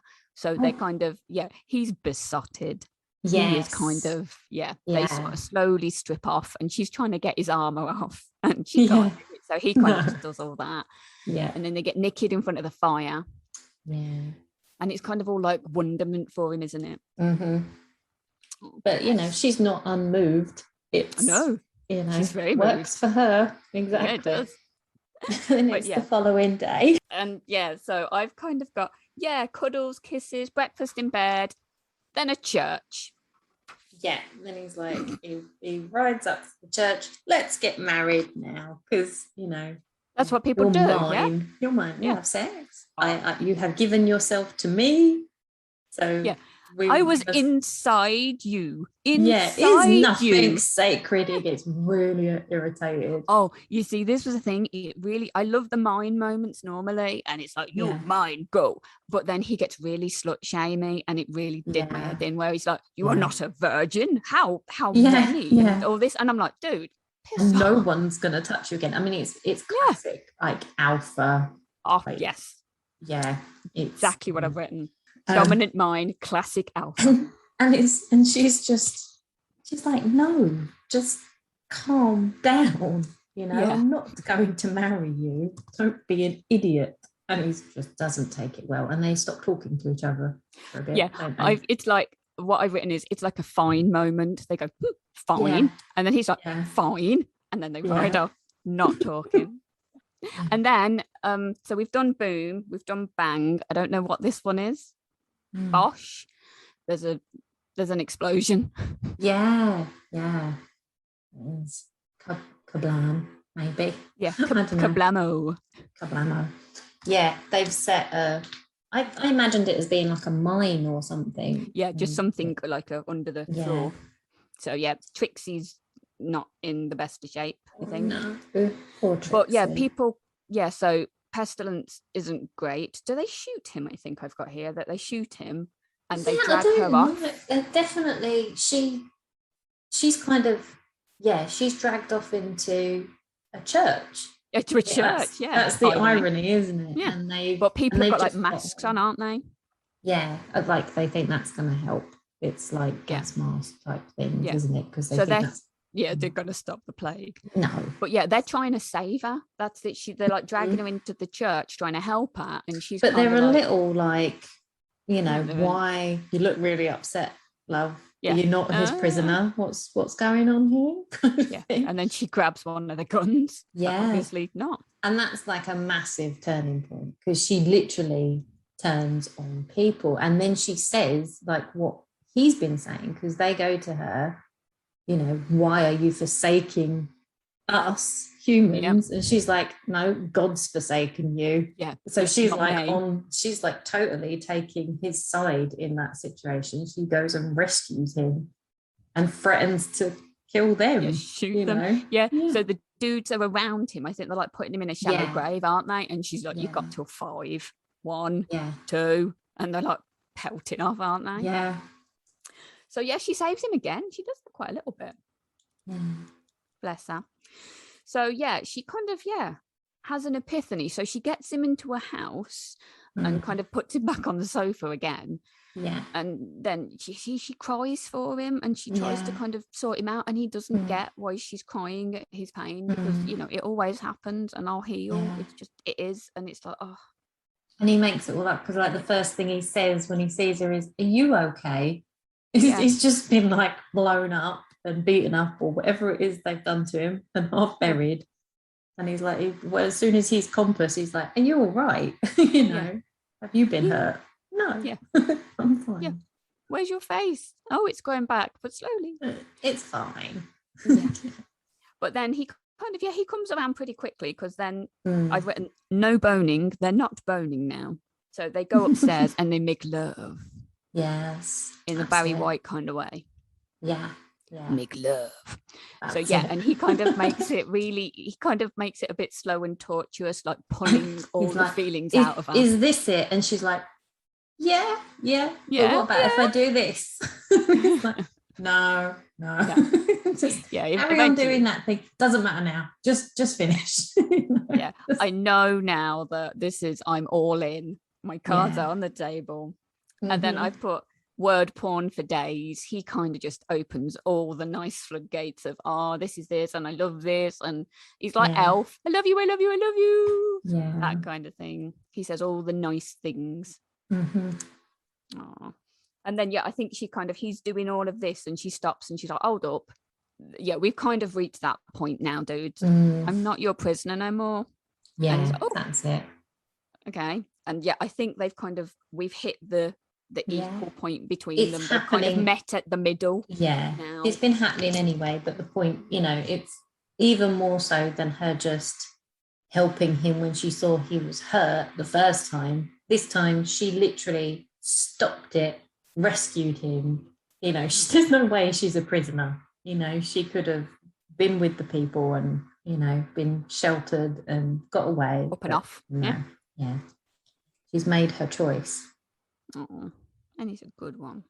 But so then they're kind of riding along and he mentions babies and she's like, up a day. Yeah, so I've noticed that we read these apocalypse books and we have apocalypse babies. It's kind of like the lockdown puppy. Yeah. They all seem to have apocalypse babies. Yeah. I mean, the thing is in this, like, the way it was set up in Fire in His Blood was like you could understand there was no contraception anywhere. But this one seems a little bit more like they're going into houses frequently. There's still hospitals running. It's been normal. It's not like everything's a wasteland and everyone's scavenging. It's difficult, but there's still stuff. So could they not have found condoms? They just didn't think of it. Yeah, I'd imagine you wouldn't get them at the beginning because she was kind of shoot you in the face, don't come near me. Oh, yeah, but exactly. It's not on you've her got mind. To think. Yeah. But in the bachelor pad, there must have been. Yeah, they've got to have been on the wall. There would have been like, one of those big rooms of him because, the bachelor probably thought he was really going to get lucky and not. Yeah, like scratchings in the pub. They're just on those things. Yeah. Cardboard cutouts. But she doesn't seem too worried. She's like, no. Not sure about that. Oh, well. We'll see what happens. Got bigger problems at the moment. Yeah, pretty much. Yeah. Can the horsemen of the apocalypse even conceive? It's just that moment, which I think you get in a lot of romance novels, where it's like when the man doesn't mind the idea of it and he quite likes the idea of it, and the woman feels flattered, which is probably quite a old-fashioned kind of idea, isn't it? It's like because most men run for the hills in they the really steam don't want behind their that shoes to be the situation. So it's just kind of like it but it's only a little subtle just a moment. Passing moment.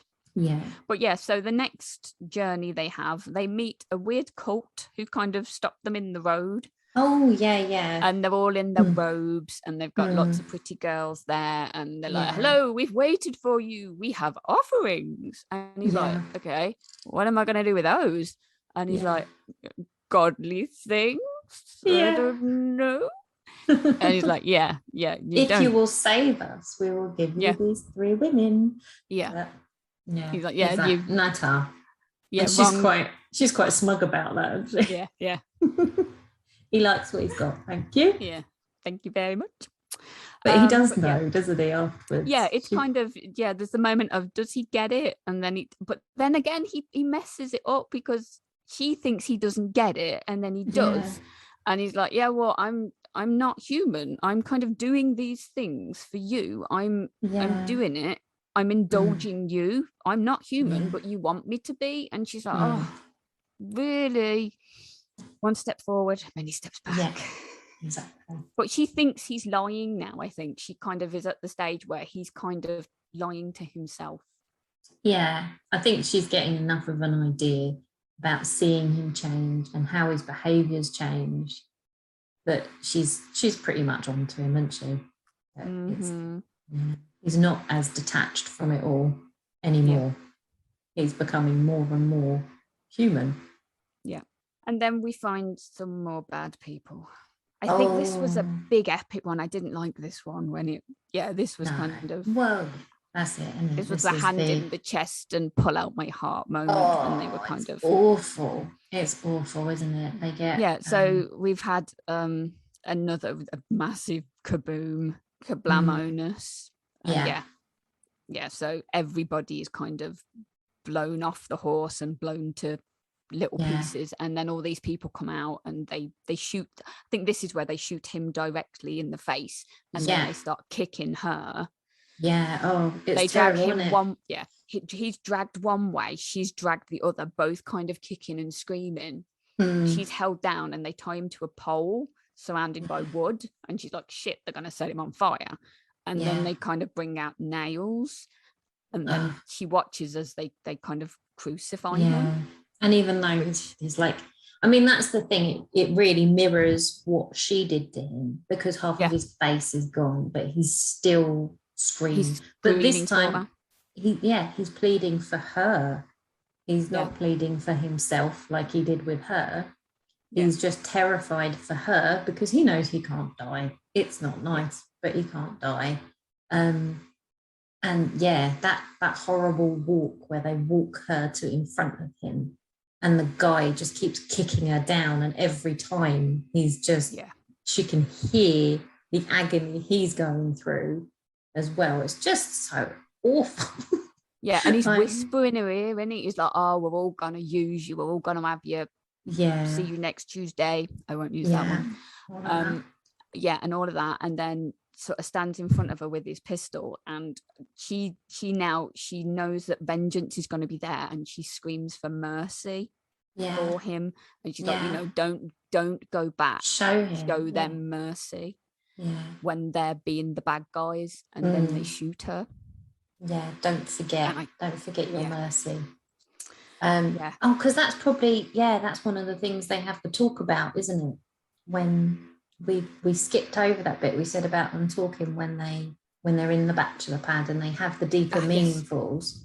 It's about him admitting that, because he's showing her his tattoos in the angelic language and explaining how is that because there's so much in this book. So is that where it's kind of on the tent then?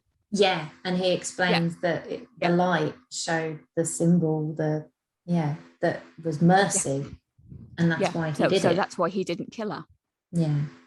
That's God's hand in it. But you don't know. Is that mercy for her? Is that because she's going to show mercy to him? Is it just having mercy for humanity? For everyone. As is the way with signs usually. They're quite ambiguous. So, but that's why it's so significant. That one. What is it? Homophone? It was that meaning. Up a die. But then she blacks out again, and we've got a lot of the in and out of the blackie out in us for that. Because she's been shot in. So fair enough, fair play. I'm allowing it. It is understandable. I've got 3 or 4 of them, I think, where she kind of has these. So she kind of blacks out and then wakes up to his voice, and he's kind of shot and impaled, crucified, and he's a charred mess, and he's dragging himself across her body to kind of see to her. And God, that was awful. And then it's blackout again, and she wakes up, and he's carrying her, even though he hasn't regenerated. He's got no legs properly. He's walking on bloodied stumps. And it's like, oh God, But and he's having like a conversation. She can hear like snippets of a conversation, and he's arguing, and he kind of says, I love her. I love her. And then she drifts out again, and then comes back, and there's a figure. And he's got wings.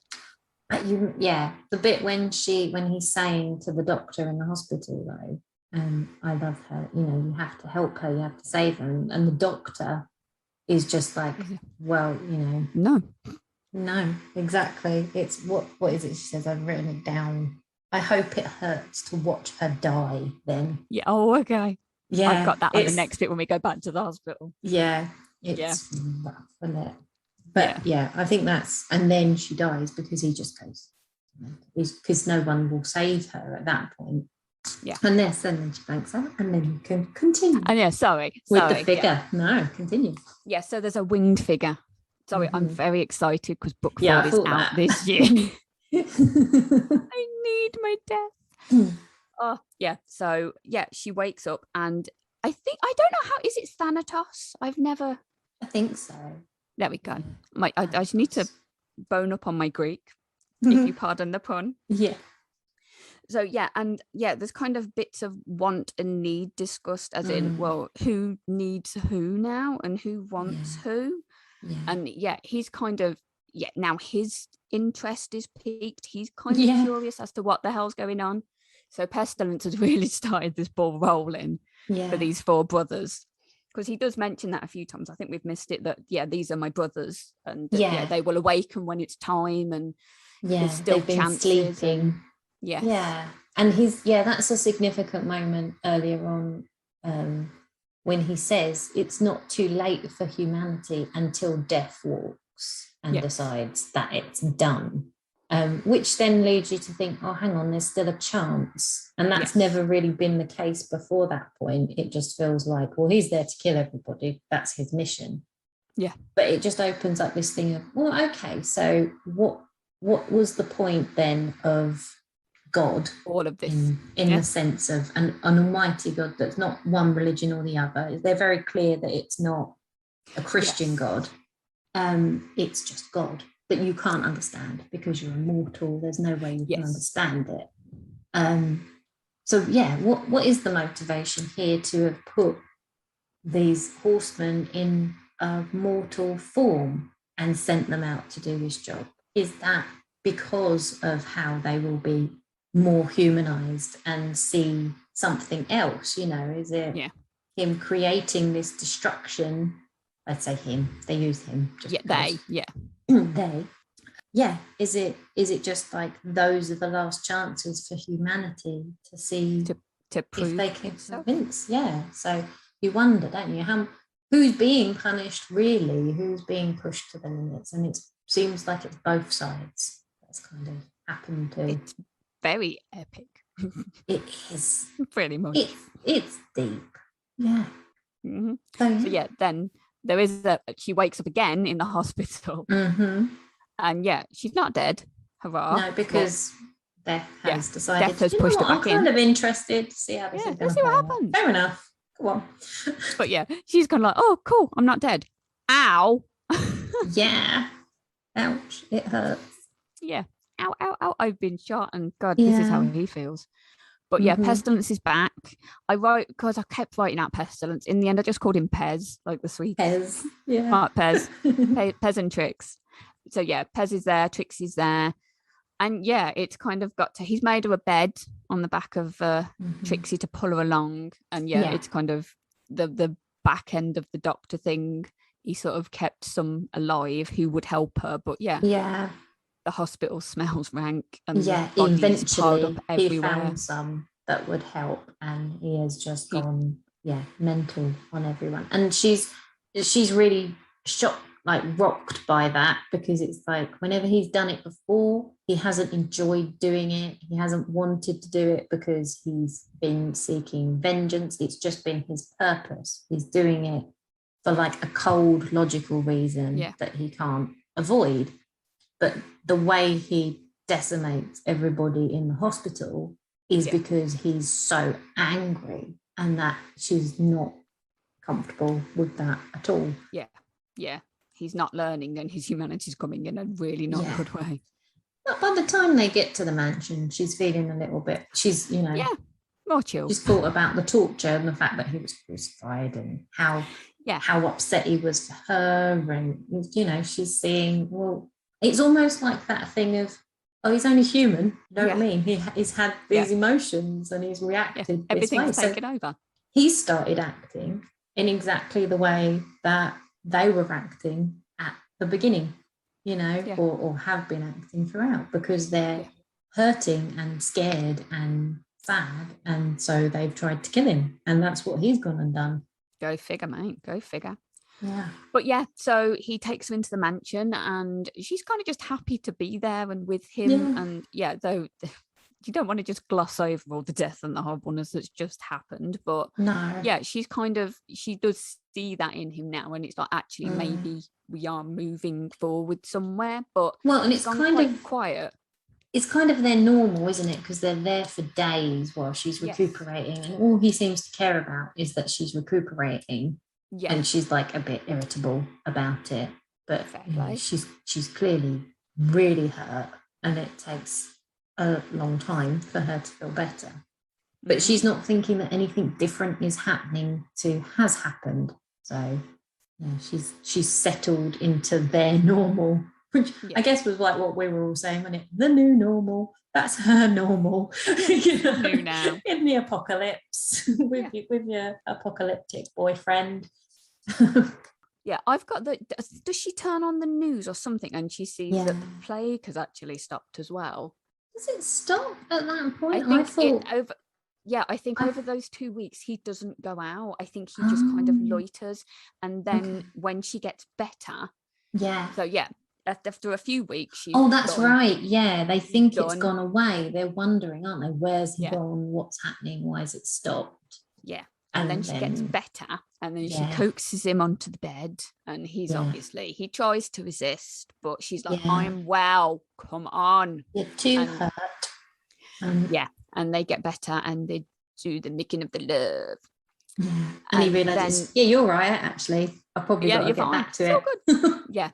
And then he kind of mentions it as like an afterthought that you've kind of sealed it for me now.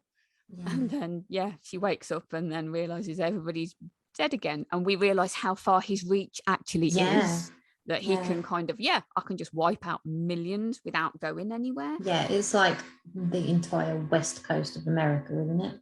Something like that, down to Mexico, which is somewhere she's been dreaming about going to retire, isn't it? Live in Mexico. But I find it quite funny that it's like, why were you doing it before? And he was just like, I'm kind of just killing time, walking through places and then killing I mean, he could have been done and 5 minutes, not shot in the face quite so many times.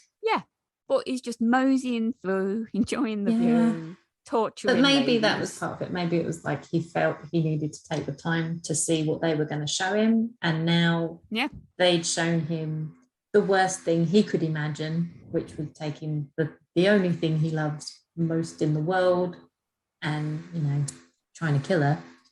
So he's like, well, there's no point. Humanity sucks apart from Sarah.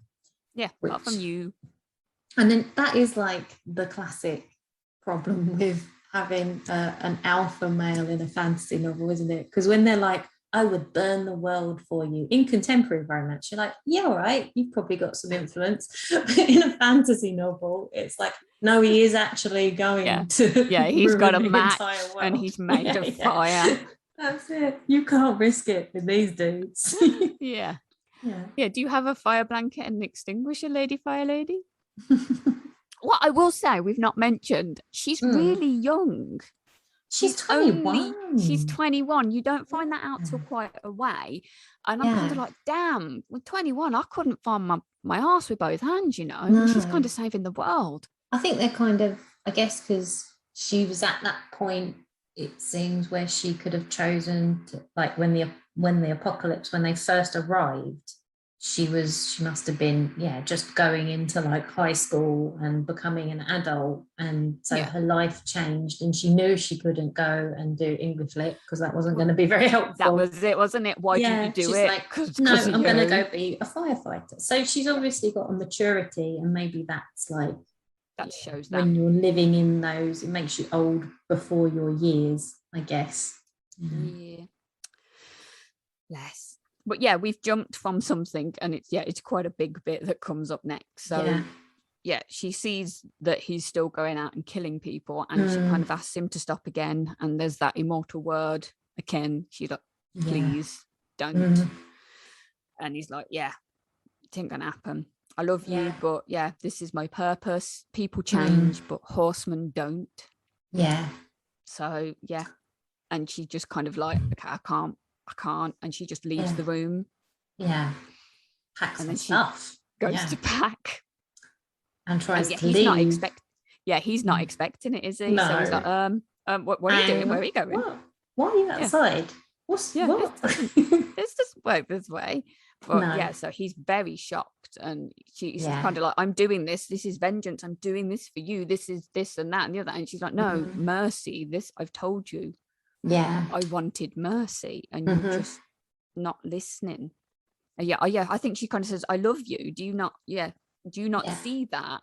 And it's like, but and she then kind of realizes that and she says it's not enough. You hate people more than you love me. and she can't deal with that. Yeah. So he locks her in the bedroom. In a bedroom, yeah, and he battens down the He's hatches. like, you're going to change your mind. I'll just keep you in here. It's what happened. It worked last time when I was courting you. I made you a prisoner, you know, and you fell in love with me then. So, you know, if it ain't broke. Now I've given you a bed. Yeah, look, I've done all these other things for you. And I know how to look after humans now. So you go in there and I'll just keep out the way a little bit though, so you don't yell at me.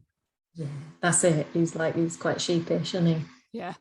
Until he's had enough and he just comes to the door. What is it, about a week or something? Oh, yeah, I think it's about a week later and she's kind of sat on the bed and the door just opens. And she hasn't watched the news or anything like that. No, She's just been sitting in there reading a couple of books and feeling gutted. Yeah. Yeah.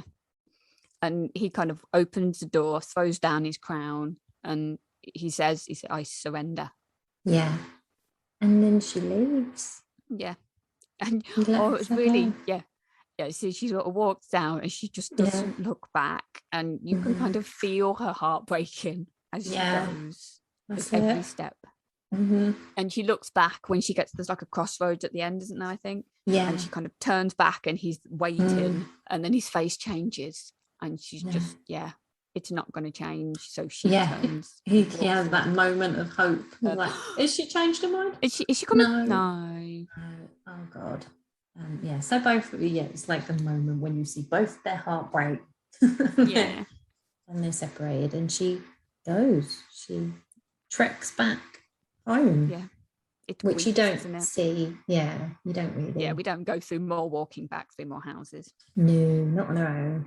So we find her weeks later when she hits an outpost. Yeah. And the guy's there, isn't he? He's been watching the news, and he tells her, where you been? What's been going on? She's like, what's happening? And he's like, well, everyone got better. And about a week or two ago. And the horsemen's disappeared. You know, it's great. Happy days, you know. Yeah. And she's just like, what? Why did he do that? And why did he not tell me? Why didn't he tell me? Why didn't he tell her? Yeah. So it's kind of, that was his surrender. He surrendered everything. And she didn't think to question it. She just thought he was surrendering in their fight. Yeah. He was just surrendering everything. Everything. He was not the conqueror anymore. No. And he just let her go. I guess maybe, he explains it later, doesn't he? But he gets it. Yeah. But she heads back up and she goes home. We've kind of come full circle, haven't we? We've back in Whistler. Yeah, back to the fire station and the parents who have managed to survive as well. But she can't really tell people what's been going on or how she survived. I take it they don't know that she was the woman that he was with. Yeah, I think I've got that she's got hero's welcome because nobody really knows that it was her. There was mention of this woman, but nobody, I'm guessing there's not really anything. They think it's just that she stopped. She's a hero because she sacrificed herself to do it, and they thought she was dead. And she's come back and they're like, oh, well, she's just survived, like we've survived off in the wilderness and come back. And she's miserable. She's gone. Yeah, she misses him. And she thinks, and that's the thing, she thinks he's completed because he's not doing his task anymore, that he's just gone. Yeah. He's not on Earth anymore. Yeah. So I've kind of got that, she's got a little bit of relief that, loads of people survived, and that she's kind of managed to help stop this. Yeah. But then everything else is just totally the other way. That must be difficult because it's not like she can go, you can thank me for that, and then explain what happened. We had the tortured love affair. People will still probably be a bit like, really? Don't want to go into that somehow. No. I fell in love with them. You're welcome. I fell in love with a monster. I went through all these terrors. I got shot. Yeah, it's a bit much. I can't say anything. But she's lonely and she's pretty much miserable. Mm-hmm. She's not. She's not whole. I've put she's half-hearted, not wholehearted. Yes, as is the romance way. Mm-hmm. Exactly. So as I would do, she's sat in her house reading books and drinking. Yeah. I know. She's like, I'm really not that excited. It was earlier in the book, isn't she? When she's saying, I'm not that interesting. Yeah, just you're fascinating. Like, you're fascinating to me. Good. They know she's selling it to the right crowd there. That drinking and reading books is fascinating behaviour. Don't be daft. Oh, bless. Yeah, we've all been there. But yeah, there's a bit that made me giggle. I think we need to have like a token Simpsons moment in there. So she sat there doing that, feeling all mopey, and then there's a knock at the door, and her head, because she reads a lot of Poe, it's like the raven comes gently tapping at my door, and I've just got the raven going, eat my shorts, like in the Simpsons episode. So there we go. I bet there is one in everything. I'm going to try and find it. But yeah, so there's a knock at the door, and she goes to answer it, and guess who's there? Santa. She does mention something later, doesn't she? She's like, who sent you? Was it God? Was it the devil? Was it the fucking Easter bunny? Yeah. Where are you? He's like, no. What are you talking about? Yeah, so Pestilence is at the door. It is not Santa. Yeah. But he's not, is he, anymore? No. He has decided he is not Pestilence anymore. He's not spreading. He's served his purpose, is what he said. Yeah, which kind of, it's that thing of, okay, well, then his purpose wasn't to kill everyone. His purpose was to decide whether to kill everyone. And he's done that. So he threw down his crown and his everything that he did, and he came for her. Yeah. But then you kind of figure out, she's like, well, what did you do? Where'd you go? He's like, well, I kind of never actually left. Yeah, he was stalking her. But don't say stalking when I say, "Ah." He was following behind Lottie. Yeah. In a stalkerish way. He was protecting her, making sure she was all right. So it was kind of, you were tired and cold and weak. I had to make sure you didn't die. Yeah, I wasn't just going to let you traipse across the country after you'd been shot. So he was all good. But then he's kind of, does he lead her outside then, or I'm trying to get my bearings now because it's a big moment. I don't think he takes her outside at that point. No, from okay, no. So it's a later bit. So they have a chat first, and he pours his soul out. Yeah. So he said, my head was messed up and my heart understood, but they weren't. They'd had to catch up with each other. Yeah, he needed some time to process. Yeah, as you would if you're chucking in everything that you thought was the purpose of your being alive. I guess fair enough, really. And then he kind of goes, I love you, forgive me, please. And she's like, oh, dude. Well, I'm going to listen this time. Oh, throw that in. It's all good. And then they have makeup sex, obviously. I like the books off the bed, clear the bottles off. She's unapologetic in that. Right, I'm going to tell you what happened next. It wasn't all sweetness and light. We shagged. Yeah. So we were at it like rabbits. Oh, we make sure he's like, where's Trixie? Is the purpose fulfilled? Oh, no, he's fine. He's outside. Don't worry. Yeah, he's all good. Made me think, like, maybe if he has really been following her on the horse, though, would it not have been a bit? I mean, even with his flannel shirt on, is a bit conspicuous. Like, you have to paint the horse or something a different colour. Brown today, blue tomorrow. Yeah, that's it. Kind of like Wizard of Oz. Horse of a different colour every day. But I was going to say, would he not be quite loud, horses? Yeah. You don't have a silencer on a horse. But it doesn't matter. We're happy Trixie's there. Trixie's Trixie's all good. He couldn't have abandoned the horse. So. No, that's his favourite thing, apart from her. Yes. Maybe cake. Okay. So it's past sex. He takes her out of the bedroom to the living room, and he goes, oh, but I left my crown, but I found a better use for other things, like my shield and my bow and my arrows. And then he roots around for his clothes, and he finds a ring in his pocket. Do you reckon he was able to do that? I don't know. Create the ring. I can't imagine him going to like a jeweler's saying, "Here's my breastplate. Could you please fashion Melt this it down into a ring for me?" We've gone back Lord of the Rings, haven't we? Yeah. That's it. I'm ring. But then she goes, wait. And he's like, what? What? And she's like, oh, we need to name you first. Yeah. He's like, oh, okay. Name. Yeah. I don't like his name. No, neither do I. I mean, I get it. I do. But this is the thing. It's the same with the dragon. Kyle for a dragon seemed a bit weird, but Victor. Yeah, Victor. I mean, what name would work, really? For a big old, for renaming someone.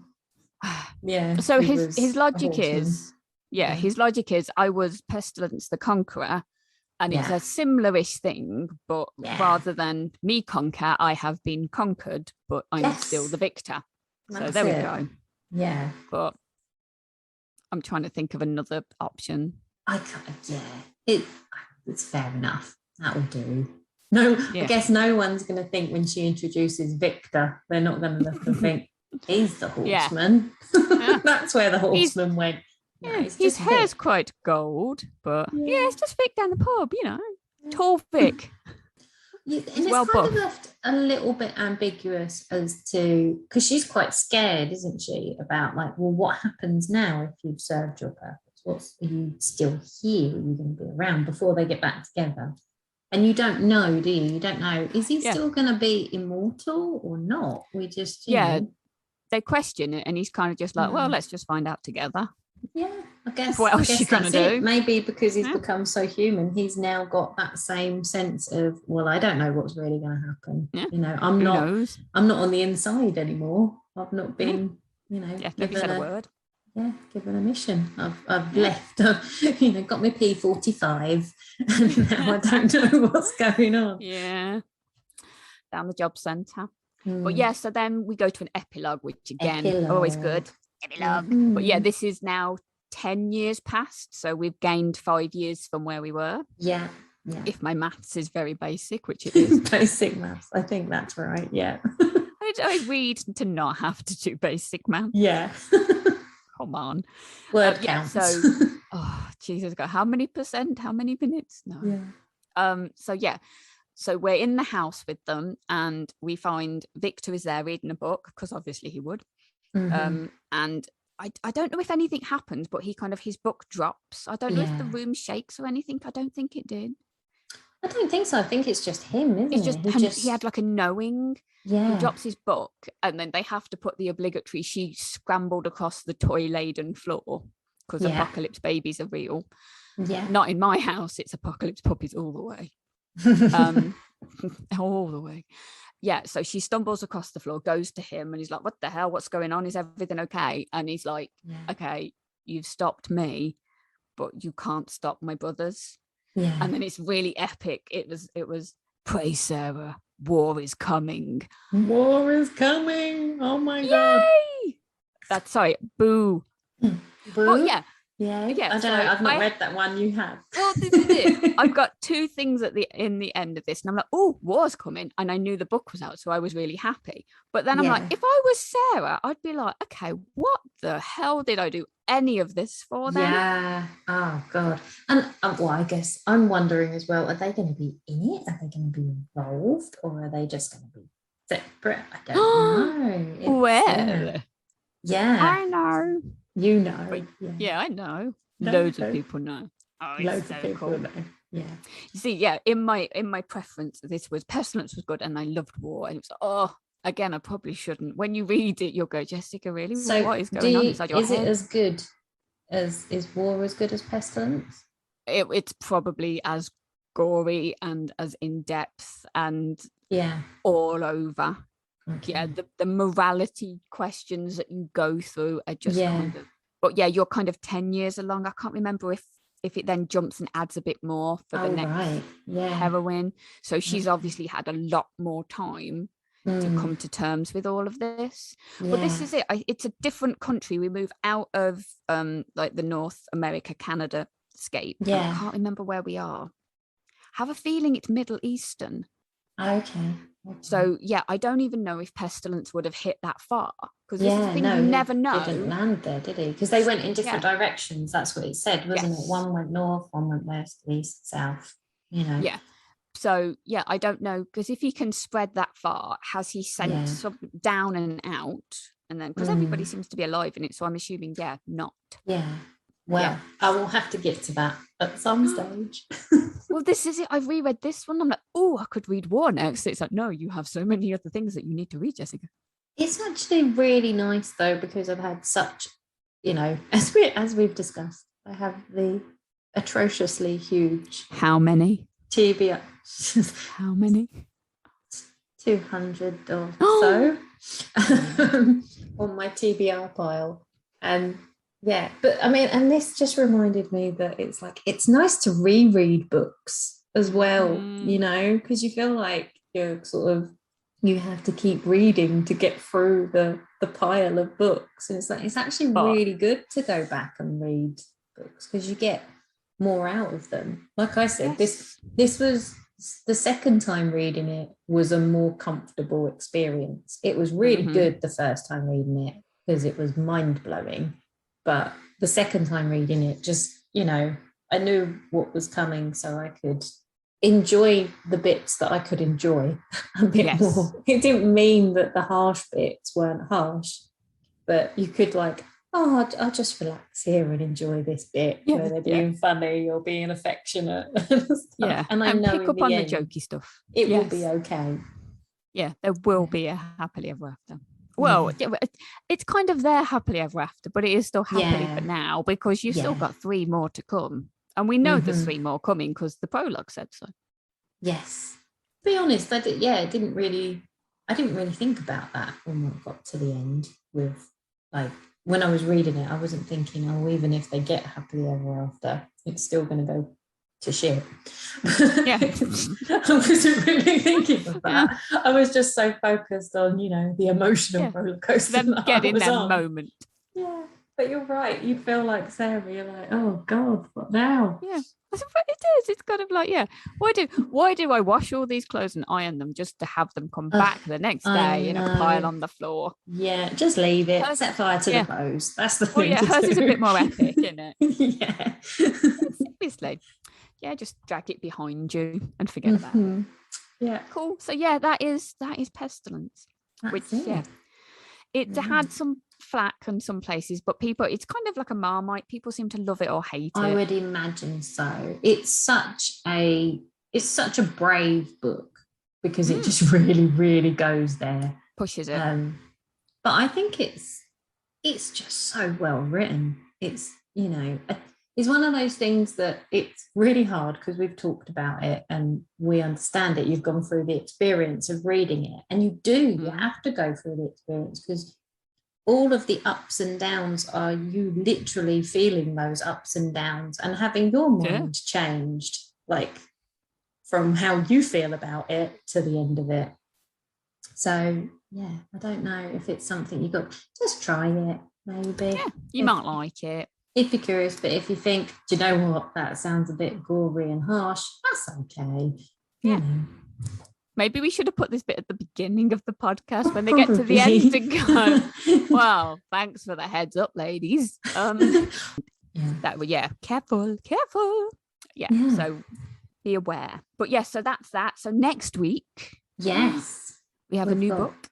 We've got Fallen next week by C.N. Crawford. That's the very chap. Yeah, I think. Yes. Chap. I don't know. I think that actually might be co-authored. Ooh. I seem to remember. I don't know. I should check. I will check for next week. We will check for next week. C.N. Crawford. Cool.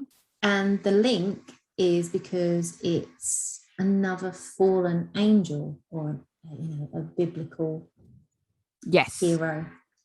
Yes, fallen angel / God / Yes, that's it. So we picked that one. It's a touch lighter. yes, it is a little bit. Yeah, we can't. Yeah, I don't think we can get much darker than we have right now. Yeah. Cool. We will look forward to everybody joining us next time. it. And we'd love to hear your comments. Yes. So comments wherever your social media is. Yeah, that's it. Have you tried this book, or do you want to? Have we totally terrified you? or are there any others? Fantastic. Or others like this you can recommend to me, because I love this. Okay, so join us at SFF Romcast on Twitter. And everywhere else. On Instagram, it's the same, and on TikTok. And on YouTube. Yeah, YouTube as well. We get around, or everywhere we are. Yeah, that's it. Okay. Now we say goodbye. Yes. Thank you. Bye.